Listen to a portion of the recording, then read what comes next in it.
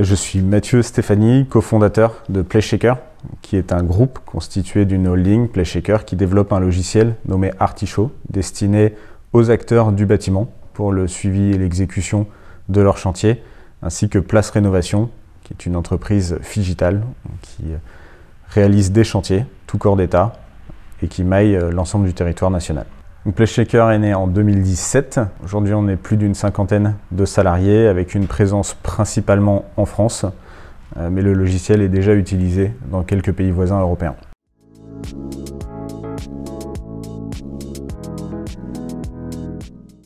Le plus beau succès depuis l'entrée au capital de NextStage, c'est une croissance à 2 ou à 3 chiffres quasiment tous les ans. Un accompagnement sur des nouveaux marchés nationaux avec des belles réussites à venir.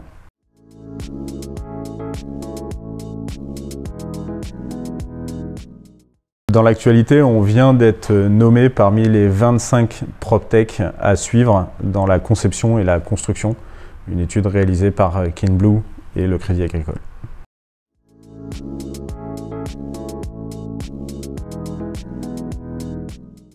Au moment où on commençait à avoir une grosse croissance, on s'est posé la question d'avoir un partenaire, notamment financier, qui pourrait nous rejoindre.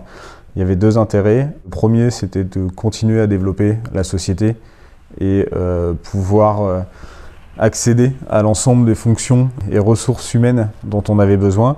Et la deuxième, c'est le fait qu'on était persuadé qu'un partenaire financier nous aiderait à bien structurer aussi nos choix, notre entreprise, le suivi. On sait qu'en hypercroissance, on n'a pas forcément tous les indicateurs à notre portée et on voulait avoir un accompagnement externe qui a un regard avec une prise de hauteur supérieure à la nôtre et qui nous permette de nous concentrer sur des points stratégiques et principaux pour l'entreprise.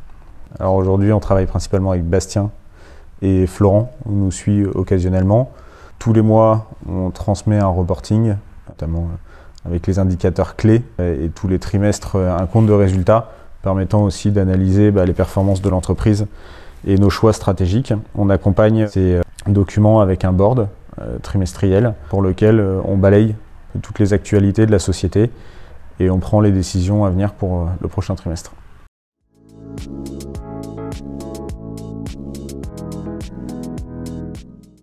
Moi, pour mon cas, j'ai fait des études d'entrepreneuriat à 30 ans.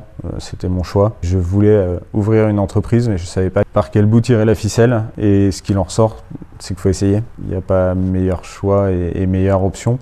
Donc, s'entourer des bonnes personnes, s'associer, c'est quelque chose qu'on a peur au départ. Quand on essaye l'entrepreneuriat, on a envie de garder le pouvoir, 100% du capital. Et au final, on atteint vite ses limites. Et donc, le conseil que je prendrais, c'est de s'associer aux personnes qui ont les compétences complémentaires aux siennes. Pas hésiter aussi à présenter ces dossiers à des fonds d'investissement, à des partenaires, pour voir comment on peut accompagner ensemble, prendre les bonnes décisions et bénéficier tout de suite de leur expérience, de leur expertise et de leur réseau.